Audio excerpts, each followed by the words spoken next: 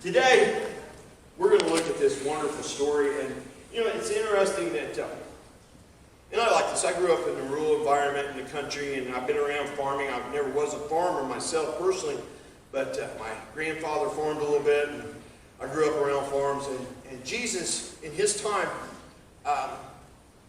they were so aware of farming and agricultural things because everybody grew their own food. And so when we look at the parables of Jesus and the stories he tells us, he always, quite often, uses farming illustrations, farming and fishing, because those are things that connect with people. And, I'm sure that it connects with a lot of people here today who grew up around farming or grew up farming or know somebody that farms. But anyway, today, the story we're going to look at comes to us from Matthew chapter 13. And when I look at this story, a couple things just to lay a little context. First off, this story takes place later in one of the busiest days in the Bible.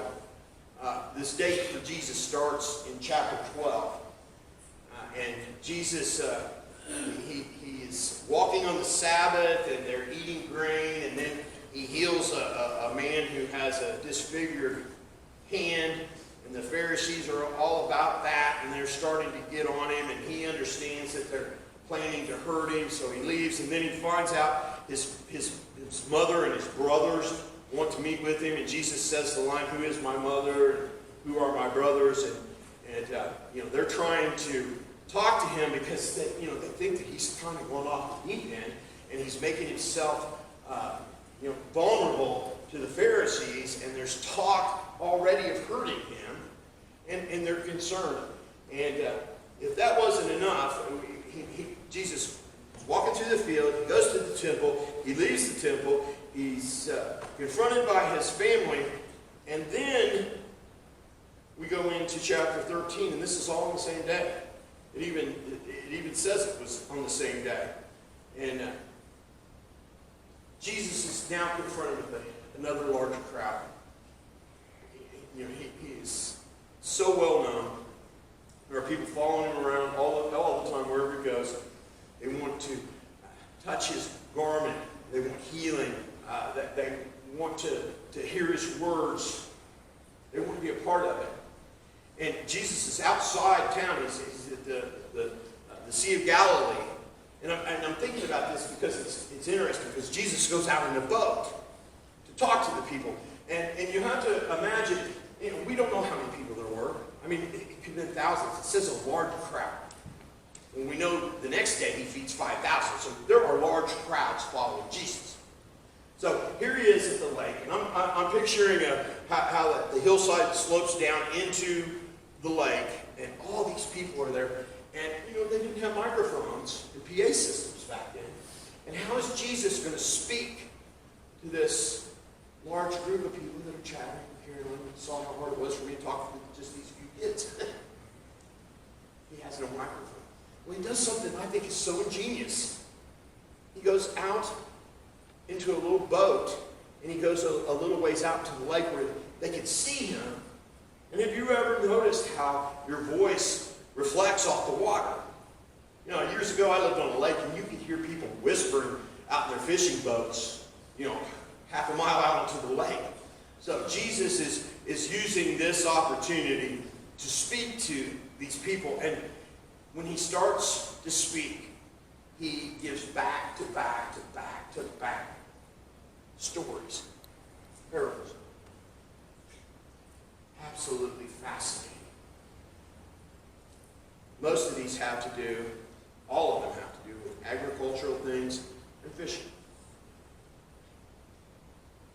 I'm picturing Jesus just talking for hours maybe, and the people hanging on each word. And he's saying things, and then all of a sudden, maybe off in the distance, he sees a farmer working. And it comes to him. And I think this is where Jesus picks up, right here where our scripture starts in Matthew chapter 13, verse 3 through 9. And Jesus said, "A farmer went out to sow his seed.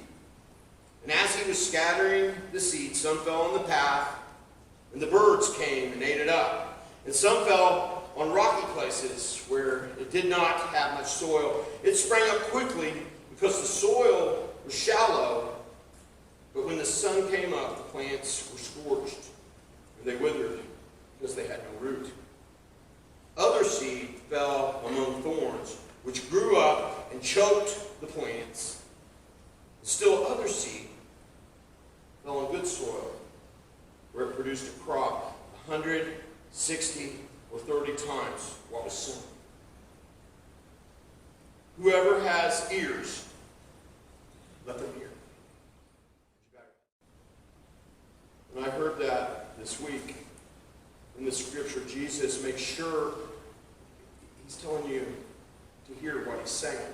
He says it later when he explains what he's saying. And as I was reading this and thinking about this week, it reminded me of a movie, a scene in a movie that I saw years ago and probably seen a few other times since on rerun. Who remembers the 90s movie White Man Can't Jump?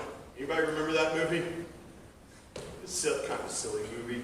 But there was one particular scene in that movie that always stuck with me. And I always felt that it had a really deep meaning.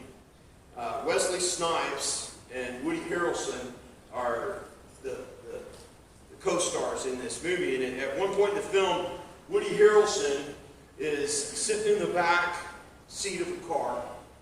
He's just resting. He's kicked back, chilling a little bit. And he's listening to Jimi Hendrix. Rock and roll Jimi Hendrix playing his guitar. And he's just kind of laying back listening to it. And anyway, Wesley Snipes comes walking up, and he looks at him. He sort of laughs, and when he looks at him, he goes, "What are you laughing about?" And he makes this statement. He says, "You can listen to Jim, but you can't hear Jim. You can listen, but you can't hear." Well, that struck me. What is he saying? What he's saying is, you might listen to that music. You might listen to the melodic sound of the music, but you don't hear it in a deeper way. You don't feel it. You aren't experiencing it. Anybody can listen, but hearing implies something totally different. Hearing implies a different kind of understanding, a different kind of, maybe an emotional connection that listening doesn't really have anything to do with. So Jesus says, whoever has ears, let them hear it. Listen. But hear what I have to say. In our story today, in the parable, Jesus talks about 4 different places. He talks about 4 different soils, which represent 4 different places that we may be on a spiritual spectrum. 4 different types of soil, or it's actually a metaphor for our heart. How our heart would receive the seed that the sower spreads. Now, one thing that I thought was interesting is when I was reading a little bit about this, they plant it differently than we do today. Today we open up the soil and we drop the seed in. But back in those days, that isn't how they did it. They spread the seed and then they turned the soil over. So that's why the sower makes a little more sense, because we would dig up the soil. That isn't how they did it. So that's a little bit of background to this. But in this story, the heart represents 3 different kinds of soil. One is described as the path. The other is described as the rocky place. The other is among the thorns. And the other is called the good soil. I would have to say that these are not permanent places. These are places that we come and go from, that we may move from one to the other, as in a process, so to speak. And I know at different times in my life, I've been in all these places. I've been on the hard, rocky path. I've been pounded down. I've been in the rocky place. I've been among the thorns. I've also been in the good soil. We find ourselves moving from one to the other. And I think that it's easy to look at these and say there's a hierarchy here. That the pounded path is the worst. The rocky place is the next worst, and that Jesus is going in order, and then the third is among the thorns, and then finally the good soil, and that, there's a 1, 2, 3, 4, but I would have to argue that 3 of the 4 places are actually the wide road and the wide gate that Jesus talks about that leads to destruction.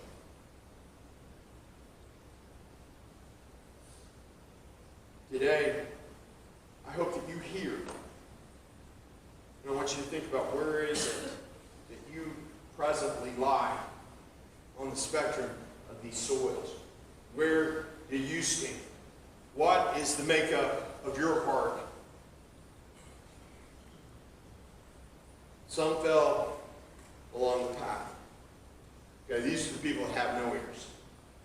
They're not listening or hearing.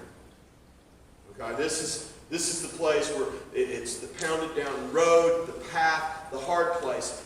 The seed doesn't have a chance.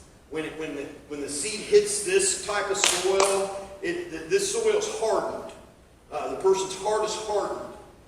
This may be a person who just cannot believe or won't believe or too smart to believe. They have no use for it whatsoever. Their heart's hardened. And when the seed hits this place, it has nowhere to go. It can't sink in it. It can't grow. It can't sprout root. And what happens? The bird, metaphor for Satan, flies in, swoops in, plucks it out. It's gone. Not a chance. Not a chance.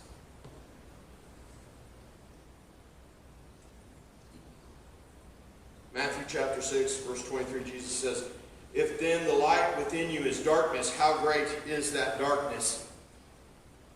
They've hardened their hearts. And it's their own choice. They will not hear. They're constitutionally incapable. They can't hear. I doubt if many of you are in that place today. I hope. I've been there. It's a dark, ugly place. Then the next place Jesus talks about is the seed that falls on the rocky places. Now this person is the big starter. Okay? They know that they need something in their lives. They have made some kind of profession, or they have admitted to themselves that there is a God and that I have a need for that God. And this person has every intention. They have good intentions. They're excited. The seed hits the soil. It sprouts right up. But because of all the rocks, it can't take root. It can't grow. It's stunning. This person heard the gospel. They believed the gospel. They've made a profession. But when Christianity doesn't turn out to be exactly what they hoped it would be, or they thought that it would change everything in their lives just instantly, it's easy for them to let it go. They go gangbusters for a short time, but they wind right back into the world. They have no roots. Their house isn't built on a firm foundation. When the storms of life come, they are washed away. These are part-time Christians. They're Christian up to a point. They haven't gone all the way. I know I've seen this. I've seen it in recovery community. I've even seen it when my sons would go to to camp in the summer, and they were surrounded by all Christian kids. They had these great speakers come in, and they were fed the gospel all week long, and they were in this environment, the faith community, and they were surrounded by other believers, and the rest of the world was pushed away. They would come so fired up and so excited for Jesus to make a difference. And then over the next few weeks, I watched that slowly changing. Even though they had a great experience, it didn't seem to stick. I've done that before too. Haven't you seen this?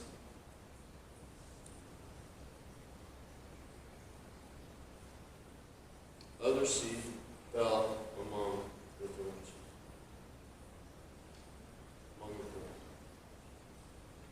Now, I'm just going to take a step out here and say that my guess today is if you're not right in the good soil at this very moment, this most likely is the place you're at. This place sneaks up on us. We slip into this place without even noticing. And this is the place that concerns me the most.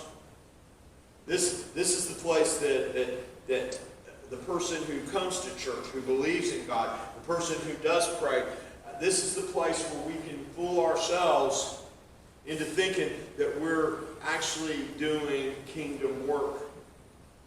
I go to church, I pray, I read the Bible. But the truth is, I'm kind of caught up in the world. I've got a lot going on. I've got this really great hobby that takes up a lot of my time, and I choose it often over this.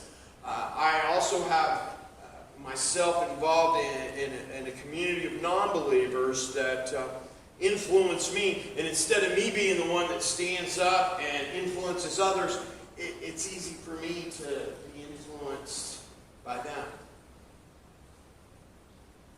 The weeds, the thorns, they pop up. This is the gradual drip. And this is a place that we have to challenge ourselves about. This is a place that is easy to slip into. There's no fruit there. There's no fruit. Jesus talks about the tares, the wheat and the tares. Remember that? I think this is what he's talking about right here. You know, I don't know how many of you have ever gardened. I'm not a gardener. You know, when I was a kid, my dad would grow maters. For you people in the north, that's tomatoes. But he would grow maters beside the house. And, you know, I think he might have planted a couple plants one year, but these were volunteers. They came back every year, and you didn't have to do anything. They just grew. And oh my gosh, were they delicious. They got big and fat and split. They were getting so juicy. And you could make a sandwich out of them. I mean, a mater sandwich. You know, bread, mater, mayonnaise, eat it, salt and pepper. You didn't need no meat. Mater. That's about all the gardening I ever did when I was a kid. Angela came from a different background. Her grandmother and grandfather had a 2-acre garden. I did say 2 acres. 2 acres. These people were crazy. Crazy. Angela, as a little girl, would stay with them, and she would work in the garden from 5:30 in the morning until halfway to lunch, and then they would go in and watch As the World Turns, and the rest was this was how she spent her time. So anyway, Angela has this gardening background, and when we first got married, she thought it'd be something we could do together, is have a garden. And I thought, hey, I'll have a plant, and this will be cool. And we can grow all kinds of different vegetables, and we'll plant a garden. So I had a rototiller, and I tried to break ground that had never been broken before, and it pulled my arms out of their sockets, and after that, we went to the store. We bought stakes and plastic to put down, and we bought fertilizer and seed and bulbs. And by the time I had about $250 invested in my garden, I realized that I could just go to Walmart and buy maters and green beans for about a tenth of the money. I don't know why anybody would do this. But anyway, I started my garden, and we worked in the garden, and I didn't much like it, but I stuck with it. And I'll tell you what, sometime about a month into it, it just got out of control. Weeds. They took over. Have you ever noticed that a weed grows twice as fast as a vegetable plant? What is that about? You know, my tomatoes are just like this big, and then all these weeds are growing up like this, and they stick you in the arm, and you know, the animals would eat the plants that had vegetables, but they didn't eat the weeds. And I would go out and pull and yank and tear, and they'd come right back, and they'd grow so fast, and it's like, what in the heck is going on here? And I've been thinking about that. Why do weeds grow faster? I know. It's pretty simple. They don't produce fruit. You know, they don't produce fruit.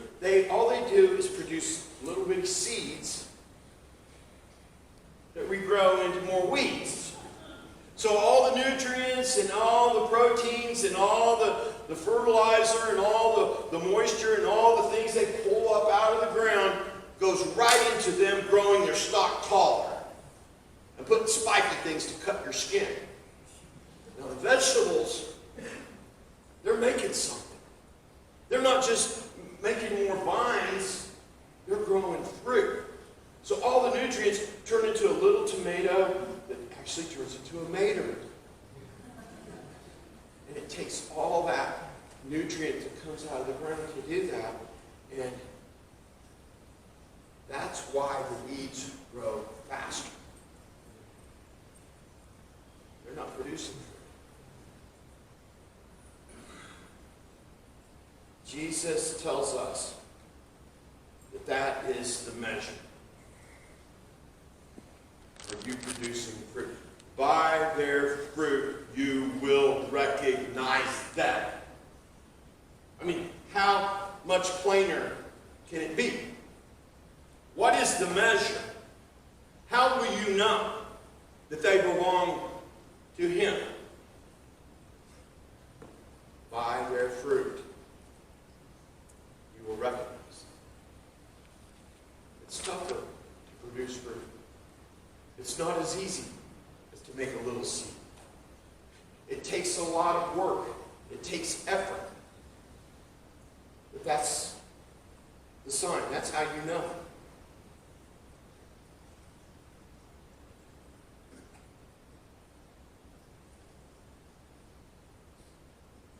Good soil. Good soil.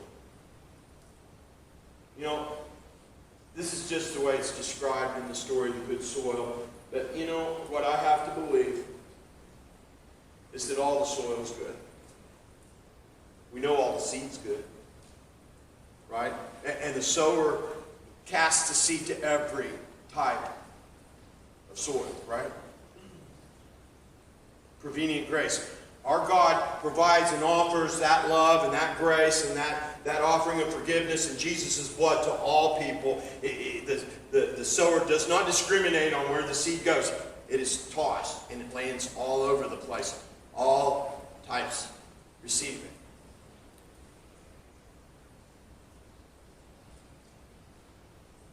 I have to believe that the soil itself is all good. The only thing that makes it different is the way it's taken care of, the way it's nourished, the way it's prepared. You can take great soil. You can pound it down hard as a rock. I got clay at my house. I can't grow grass in Fort Wayne for nothing. How do you guys grow grass here? But I can't grow anything on that.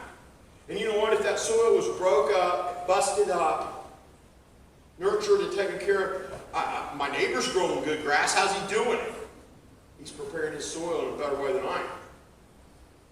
It's not the soil, it's the preparation or the lack of preparation. And, then we have the rocks. In the story, in the parable, the plant pops right up, right? But it's the rocks that are in the way that cause it not to grow and produce the fruit. So we have to remove the rocks from the soil. We have to remove those rocks from our heart in order to have it grow. We got the weeds. I told you about letting my garden grow.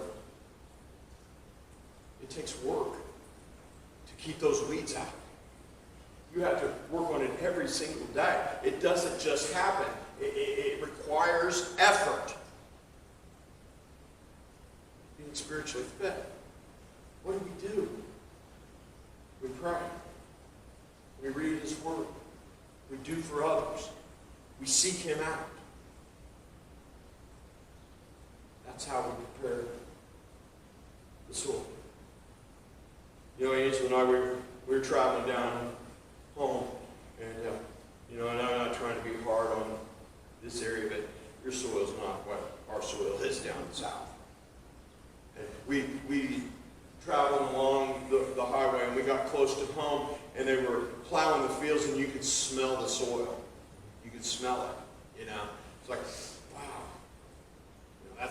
That's the smell of home.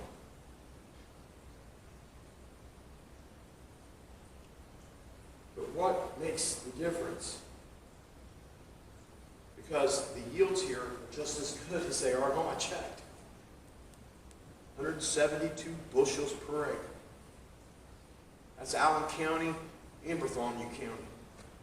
I have no doubt that the soil down where I'm at is richer. But why is there the same yield? It's because the preparation has nothing to do with the seed. They're all using good seed. In this story, the seed's perfect. What's the difference?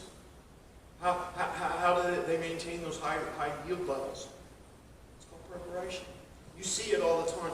Growing up farming, I used to drive down the country roads in the summertime, and on one side of the road, you'd see a little farm that wasn't, just somebody part-time farm or whatever, and the rows were kind of crooked, and some of the plants were kind of wilty on the edges, and smaller and higher and smaller, and there were weeds and all kinds of stuff growing around and in the rows. And then on the other side of the road, you would see these beautiful tall stalks that were all about the same size with no weeds. The rows were straight as an arrow. What's the difference? It's the preparation. As soon as these people would pick their crop, what would they do? They would turn the soil over. They didn't go home and rest for the winter. They turned their soil over. And they were out there in the springtime. And they bought these huge sprinkling systems that had to cost a fortune. They'd shoot water a half mile. It was the preparation. It takes work to do this. It takes a conscious effort to do this. Why do they spend the time? Why do they spend the money? It's because they produce. They produce. The field across the street isn't producing it near the rate. The corn stalks years and years ago, they'd only produce one ear. Now, most of them produce 3. This is a huge deal. It makes a big difference. I learned something interesting. You guys might have already known. For somebody that detasseled and picked and shucked and did everything with corn, I wouldn't eat the corn. It was amazing to me. The silks, not the hairs. First service, I thought these were hairs. They're the silks. Did you realize that each one of these is connected to a kernel of corn on the plant? I didn't know that. What are you laughing about? I always thought they were just there to be a big pain. But they're actually, each one of these is connected to one of the kernels. Did you know that? I didn't know that.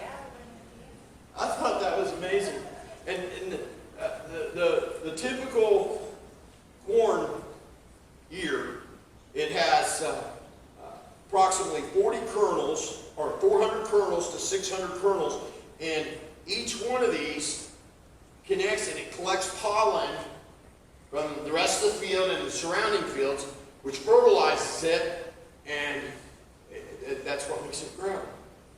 And there's usually 16 rows of corn on each one of these. And I know this is more than you really cared to learn about corn today, but I thought it was fascinating because Jesus talks about the fruit.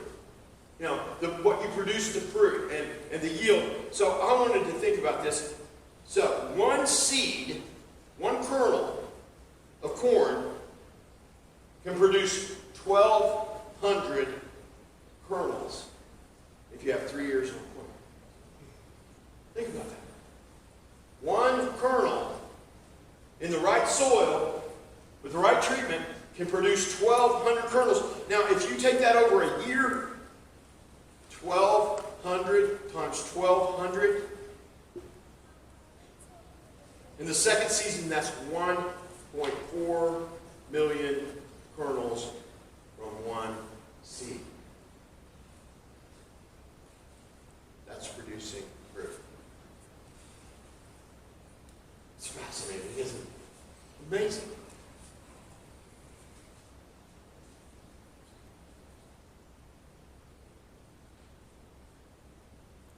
We know that we are saved by grace. We know that it's not of our own doing. We know that it's not by our deeds or our good works that we receive eternal life. But Jesus tells us, beyond a shadow of a doubt, that if you have that, if you've heard the word, and you have taken it into your heart, there is one thing that will separate you from the persons who haven't heard, and that is you will produce fruit for the kingdom. You will produce fruit. It's not the fruit that gets you in. The fruit is the latent effect of having the Holy Spirit, having your heart with the right soil, so that when the word hits it, and it is planted in that,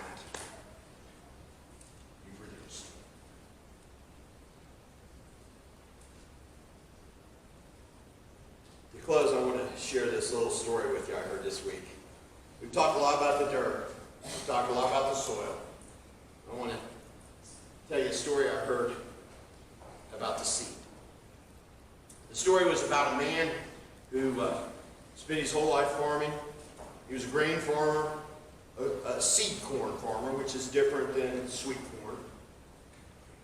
We sell seed corn to grow more corn. And he had mastered it. He had won high yield competition year after year after year. And he was famous in his area.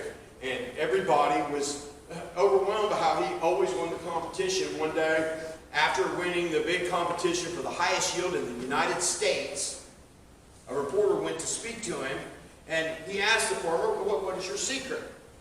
And the farmer said, my secret is that I share my seed with my neighbors. And the reporter says, well, how can you afford to share the best seed corn with your neighbors, especially when they're entering the contests against you? How do you keep winning every year? Why do you do this, sir? And the farmer said, well, don't you know that the wind picks up the pollen from the ripe corn, and it swirls it around from field to field to field. And if my neighbors grow inferior corn, cross-pollination will steadily make my corn less and less and less. He said, I have discovered if I am to grow the best corn, I must help my neighbors grow the best corn as well.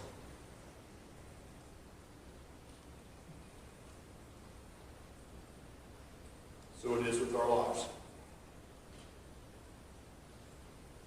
If you want to live a meaningful life, then you must enrich the lives of others. If you value your life, if you have a value of life, the value of our lives is measured by how it affects and how we touch other people's lives. And those who choose to be happy must offer the other person the opportunity to find happiness as well. For the welfare of each is bound up in the welfare of all. This is producing good fruit. That's what good fruit looks like. None of us truly win until our neighbors win. By the fruit, you will recognize them. So, did you hear me?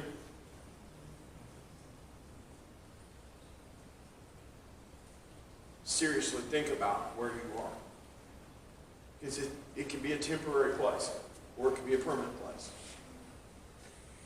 You can change your soil anytime you choose. You can change it today. You can work on it. It's a process. It's a process. This isn't a one-time thing. We start, and then we continue to grow and continue to move. The seed hits the ground, the soil covers it over, the plant pops up, and it takes time to produce the fruit. But you have to be working towards it. We get knocked back. We get knocked down. We sometimes move in the wrong direction, and that's okay. But overall, we have to constantly be moving ahead. So, have you hardened your heart? Are you shallow? Do you have rocks, things getting in the way of deep roots? Or are you dug in and you have roots, but you're allowing other things, thorns and thistles, to grow up around you and crowd out the light? Ask yourself, am I bearing the kind of fruit that I should be bearing? Jesus promised, he says, give and it will be given to you, a good measure, pressed down, shaken together, and running over, will be poured into your lap. He's talking about the fruit of the grain. For with the measure you use, it will be measured to you. Be honest with yourself.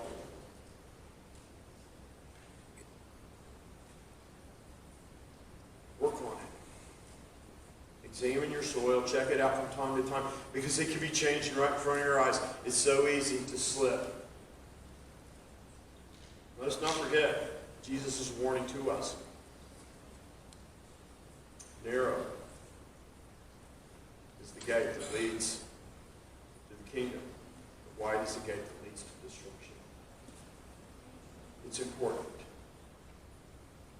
Work on your soil and make sure that you're producing fruit. We bow our heads. Dear Heavenly Father, I thank you for your word. I thank you for this great lesson from Jesus. Father, help us to do all the things necessary to produce for the kingdom. Father, help us to remember that each one we touch leads to the other that we touch. And we can form the chain of people that are directly connected to us that are going to the kingdom together. Father, we thank you for that gift. Lord, help us to be about the business of growing your kingdom. And it's in Jesus' name that we pray.